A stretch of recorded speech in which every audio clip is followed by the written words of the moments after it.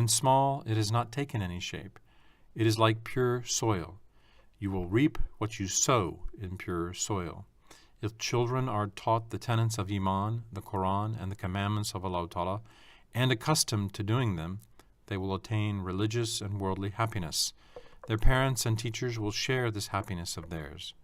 If they are not taught and trained, they will become unhappy. The sin of each evil they will commit will be given to their parents and teachers too. Allah Ta'ala declares in the 6th ayat of Surah Al-Tahrim, "Protect yourselves and those in your homes and under your command from the fire." It is more important for a father to protect his children against the fire of hell than against worldly fire. And to protect them against the fire of hell is to teach them Iman, the fards and the harams, to accustom them to worshipping, and to protect them against irreligious and immoral friends. The source of all kinds of immoral deeds is an evil friend.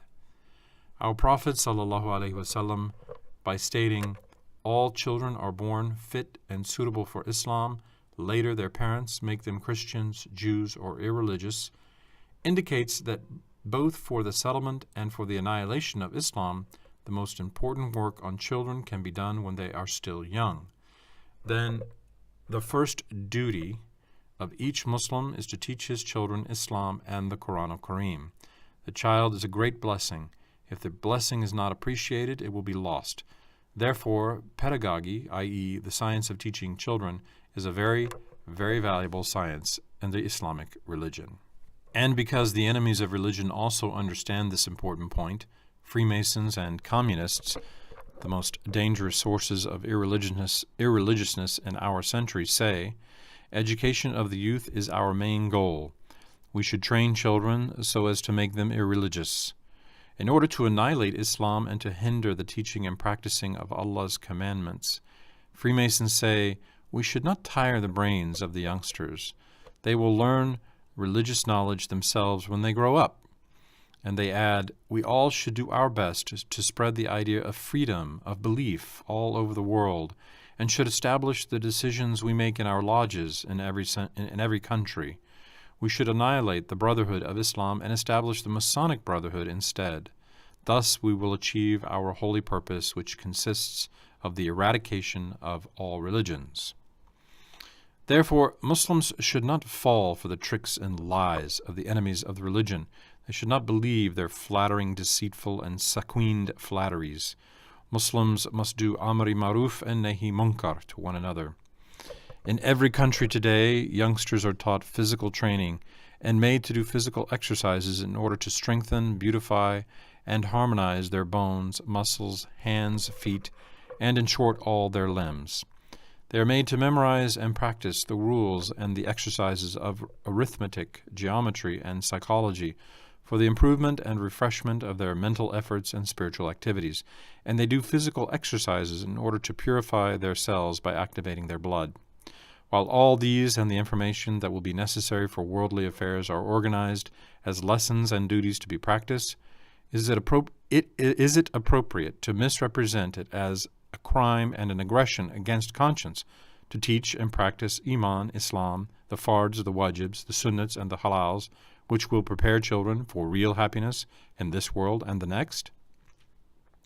For everyone's comfort and peace, for improvement and progress, for attaining Allah's love and grace, for understanding the harams and the things that will cause disbelief so that everyone will avoid them, is teaching Islam a crime? In all Christian countries today, as soon as a child is born, they impress on it all the requirements of their corrupt religion. Assiduously, they inoculate people of every age with Judaism and Christianity. In order to steal and annihilate Muslims' belief and faith and to Christianize them, they send chests full of books, brochures, and motion pictures to Muslim countries. For example, Christians, presuming that Hadrat Isa, Jesus, alayhi salam, is the Son of God, never, absolutely not, call Allah Father or God the Father. In their novels and films, they say such things as, God the Father will rescue us. However, a person who calls Allah Ta'ala Father or God the Father loses his Iman and becomes a disbeliever. Muslims should not watch such tricky films or read such tricky novels. Here, with these and various other methods, they insidiously steal the belief of youngsters. While they name these efforts of theirs service to humanity, a right and freedom gifted by a democratic regime, isn't it injustice to name it religious propaganda, retrogression against the freedom of conscience for a Muslim to remind one of his Muslim brothers of Allah's commands? While it is considered extremely normal for a non-Muslim to put forward theories and ideas against Islam, isn't it retrogression, fanaticism, and bigotry to misrepresent it as a crime, murder, and perfidy for Muslims to talk about real and correct Islam, which the Ahl Sunnat savants have communicated and have shown as the bright way of Hazrat Muhammad? By giving Islam such names as reaction, bigotry, retrogression, fanaticism, and defeatism against secular principles, they blemish these innocent people. Isn't it a malicious lie to say that these men were primitive and abnormal, while in fact they were pure-souled, far-sighted, useful people who ran after knowledge, morals, science, virtue, and to describe those who dislike them and dislike Islam as modern, enlightened, and vigilant men? If they, on the other hand, try to object to Amri Ma'ruf and Nahi Munkar by saying that religion is free, that you cannot interfere between Allah and man, that everybody will recognize and worship his Allah according to the inspiration in his conscience, and thereby extinguish our iman, an inheritance from our ancestors, and on the other hand, offer youngsters poisonous books and magazines through false advertisements that are prepared by missionaries called Jehovah's Witnesses with tricks and plans under the name of Islam in order to annihilate Islam, won't Muslims become hurt?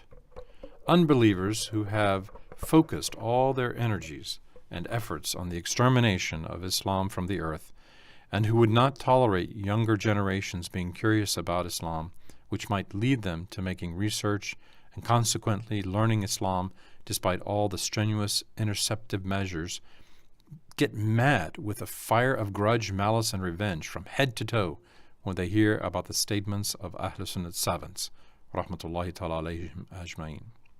Drawing pictures of turbans, beads, and beards in their TVs, newspapers, and magazines, they say, "The black force has risen from its grave. Reaction!"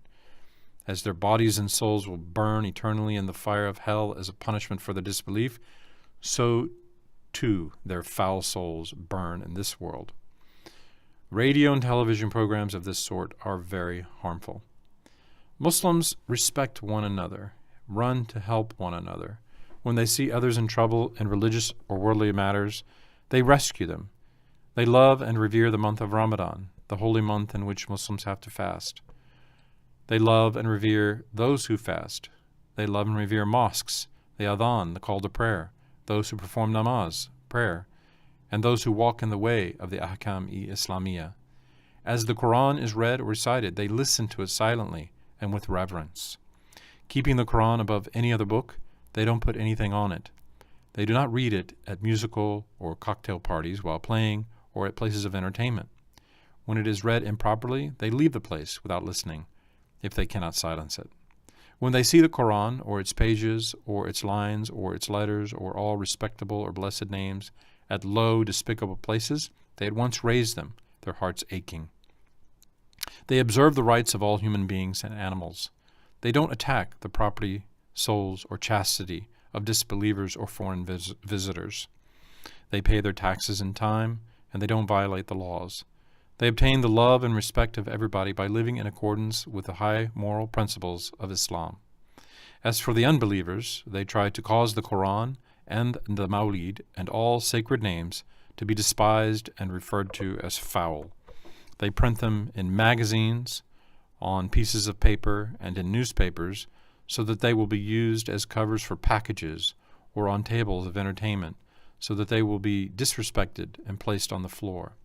In plays, in comedies, in cartoons, and films, in records, and on radio and TV programs, they make fun of Muslims, great religious men, and commandments of Allah Ta'ala. In all these, they represent a loathsome, funny vagabond as a Muslim. That is, by insulting Islam and Muslims, they misrepresent them as unsympathetic and hateful. They give loathsome names to great Muslims and to the things which Muslims deem great.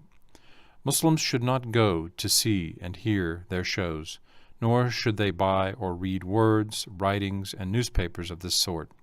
They should be very vigilant lest their iman should be stolen.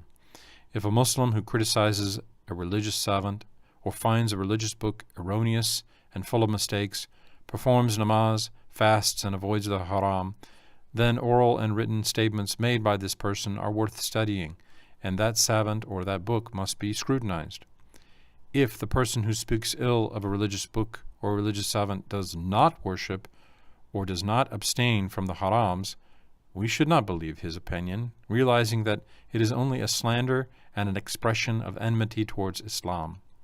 Blemishing religious men, rahmatullahi ta'ala alayhim ajma'in, and religious books has been a tool, a weapon for the enemies of Islam today. A savant only can appreciate a savant. Only the nightingale appreciates the value of a rose. Only the jeweler perceives the carats and gold. And only the chemist understands the genuine pearl.